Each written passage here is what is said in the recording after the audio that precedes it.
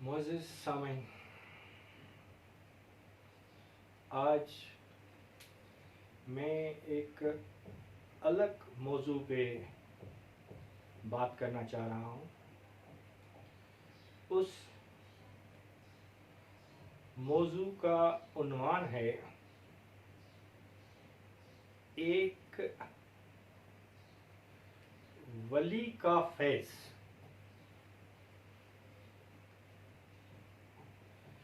एक वली के फैज़ के बारे में लोगों का जो ख्याल होता है वो असल में कई जगहों पर मुगालते में होते हैं, यानी गलत होते हैं। एक वली का फैज़ एक दरिया की मानंद होता है और अब ये उस बंदे पर है, उस आदमी पर है कि उसमें कितनी एबिलिटी है फैज़ हासिल करने की। यहाँ पर शाह अब्दुल लतीफ़ भिटाई का एक शेर भी है जो कि सिंधी में है और उसका फिर मैं उर्दू में भी तर्जुमा करता हूँ। पाणीअ मथे झूपड़ा मूर्ख उञ मरन, यानी जिनके घर दरिया के किनारे पर होते हैं या दरिया के ऊपर होते हैं, पानी के ऊपर होते हैं, लेकिन बेवकूफ लोग वहां पर भी प्यासे मरते हैं। अब जो वली का फैज़ है वो हासिल करने के लिए दो चीजें जरूरी हैं। एक कि फैज़ हासिल करने की चाहत कितनी है, उसमें फैज़ हासिल करने की प्यास कितनी है, और दूसरा है कि वो उसमें फैज़ हासिल करने की एबिलिटी कितनी है। जब दो चीजें होंगी, दोनों चीजें होंगी तो उस वली से, उस अल्लाह के दोस्त से हम फैज़ हासिल कर सकते हैं। अदरवाइज हम कुछ भी बोलते रहें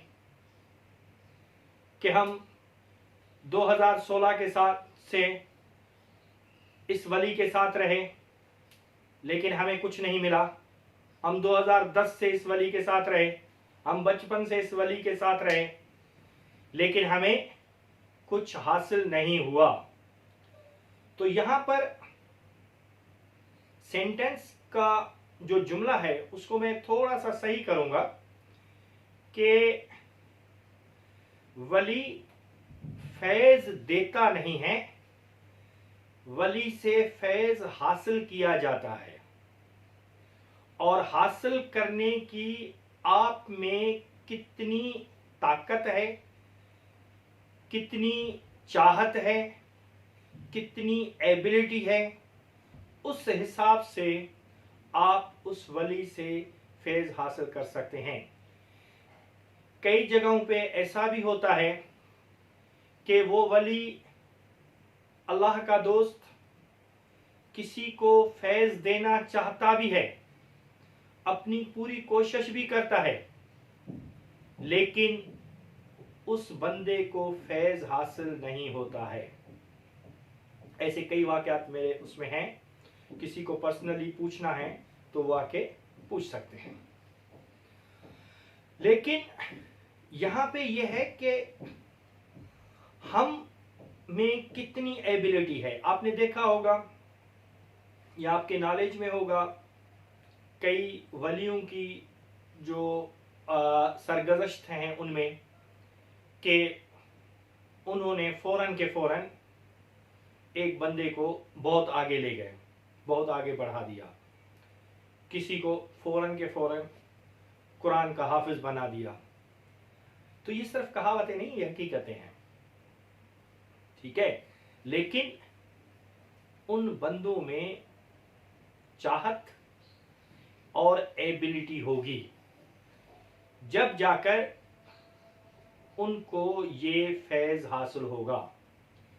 बाकी एतराज़ात करने से कुछ हासिल नहीं होता है कि भाई फलां को इतना मिल गया, फलां को इतना मिल गया, फलां को इतना मिल गया, और फलां जगह पे मैं गया, हमें कुछ हासिल नहीं हुआ। तो फैज़ हासिल किया जाता है।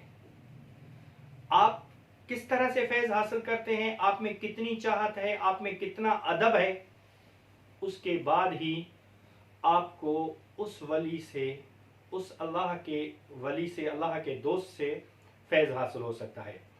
बाकी कई साल साथ रहने से हाँ कुछ न कुछ फ़र्क तो पड़ता है, लेकिन वो जो फैज़ वाली बात है, जो फ़ायदे वाली बात है, जो अल्लाह के रास्ते वाली बात है, वो रास्ता जब मिलेगा जब आप में चाहत होगी। आप में कितनी चाहत है, आप कितना चाहते हैं, आप किस तरह से उसका अदब करते हैं, तो आपको वहाँ से मिल सकता है। मैंने आपको बताया ना कि अल्लाह के वली का फैज़ एक दरिया की मानंद होता है। अब दरिया खुद ब खुद आके मुंह में आपके पानी नहीं डालेगा। आपकी अपनी कितनी, कौन सा आप इक्विपमेंट ले जाकर, कौन सा बर्तन ले जाकर आप दरिया में से पानी भरते हैं, आप क्या लेके जा रहे हैं, ये सवाल है। कि कई लोग होते हैं जो मशकीज़ा लेके जाते हैं, कई लोग होते हैं जो ये जो होती है कोई ऐसी चीज लेके जाते हैं उसमें पहले ही सुराख होता है। तो आप जितना भी पानी भरेंगे, जितना भी फैज हासिल करेंगे, वो उस सुराख में से बहता जाएगा।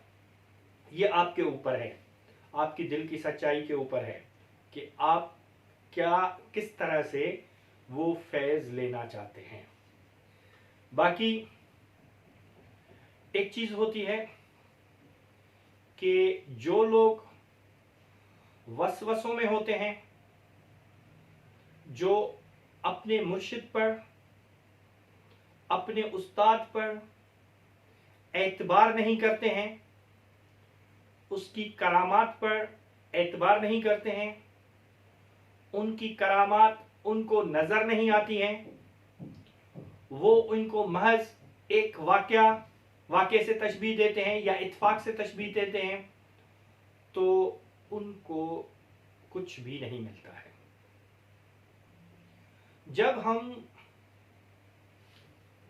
जब कोई भी वली दुआ के लिए हाथ उठाता है या कुछ देने के लिए सीरियस होता है, तो जो यहां से बाहर की ख्याल की दुनिया है उसमें इर्ताश पैदा हो जाता है, और फिर वहां से जो रेज उभरते हैं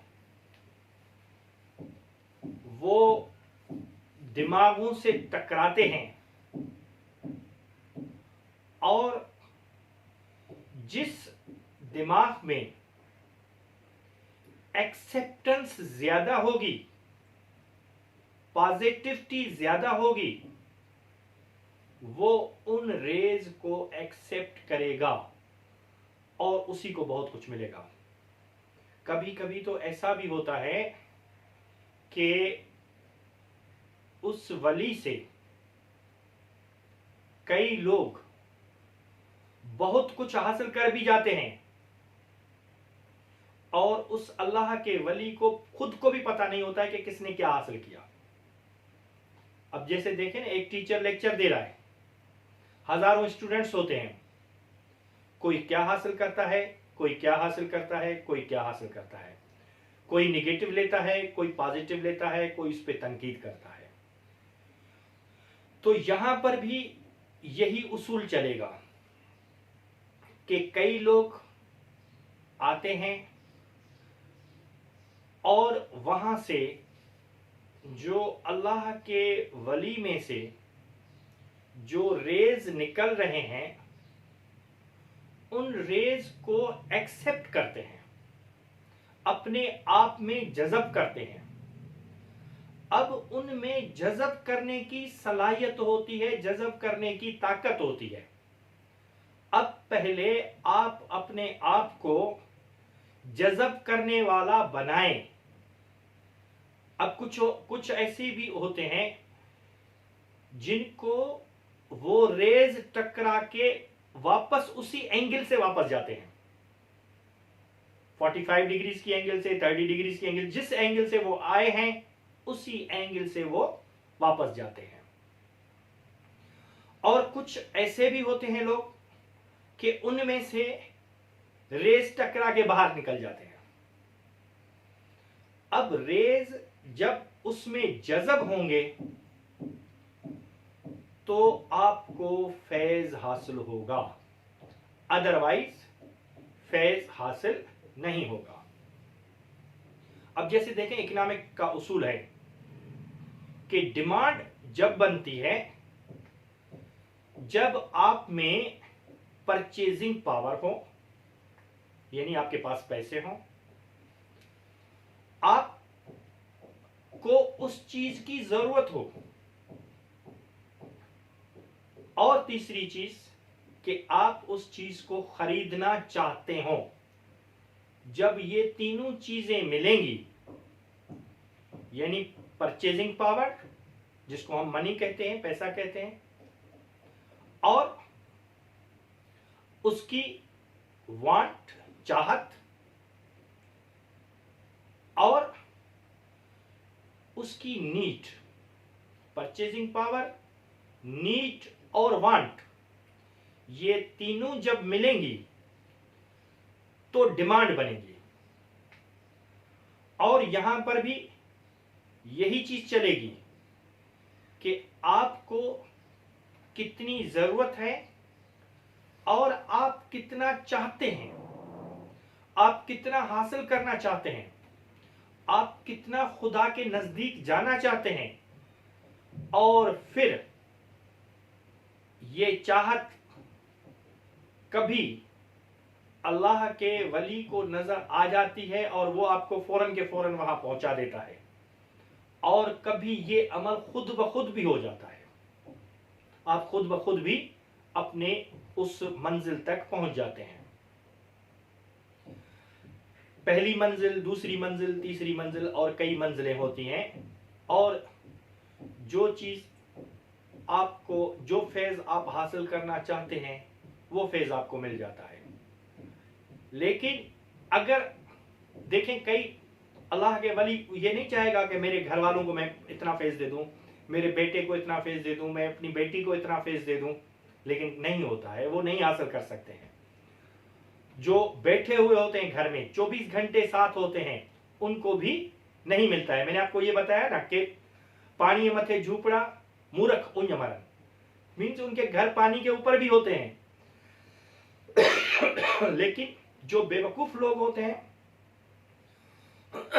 वो वहां पर होते हुए भी, साथ साथ चलते हुए भी उनको वो चीज नहीं मिलती है। साथ साथ चलते हैं, 24-24 घंटे साथ होते हैं, रोजाना मुलाकातें होती हैं, रोजाना एक साथ वॉक करते हैं, सब कुछ साथ होता है, लेकिन वो चीज नहीं मिलती है। असल चीज है आपके पास चाहत कितनी है, आपके पास अपने उस्ताद मोहतरम, अपने मुर्शिद का अदब कितना है, और आप उसको सच्चा कितना समझते हैं। कई चीजों में ये होती है ना कि हम कंपेयर करते हैं कि यार फलां हदीस, फलां कुरान की आयत तो ये कहती है। अब ये आपको बता दूं कि कई जगहों पर जो हमारी कंपेरिजन होती है वो गलत होती है, और हमारे उस्ताद मोहतरम या हमारे मुर्शिद जो होते हैं वो सही होते हैं। जैसे कई लोग ये समझते हैं कि सपोज करें कि किसी की अरबी वीक है तो उस पर इल्ज़ाम लगा देंगे कि ये हदीस का मुखालिफ है, ये कुरान का मुखालिफ है। अब वही चीज़ वो उर्दू में या सिंधी में आपको बता तो रहा है ना, आप उसमें से क्या हासिल करना चाहते हैं। और अगर आपने इल्ज़ाम तराशियां शुरू कर दी, आप अपने उस्ताद में से खामियां निकालना शुरू कर दी और आप जिद पर आ गए और अपनी एक्सेप्टेंस पावर को आपने नहीं बढ़ाया, और उन सब के होते भी अगर आप बेअदब हो गए, तो आपको अल्लाह के वली का फैज हासिल नहीं होगा। चाहे आप 100 साल उसके साथ गुजार लें, लेकिन आपको वो चीज नहीं मिलेगी, क्योंकि आपके पास वो चीज ही नहीं है। वो कहते हैं जिस झोली में 100 छेद हुए उस झोली का फैलाना क्या। अब आपकी झोली में ही छेद हैं और आप उसका इल्जाम अपने उस्ताद मोहतरम या अपने मुर्शिद पे लगा रहे हैं। कई लोग ये कहते हैं कि हमें वहां से कुछ नहीं मिला। ये जुमला सही है, आप इसका मतलब ये है कि वहां पे तो बहुत कुछ था लेकिन हम में एबिलिटी नहीं थी, हम वहां से कुछ भी हासिल नहीं कर सके।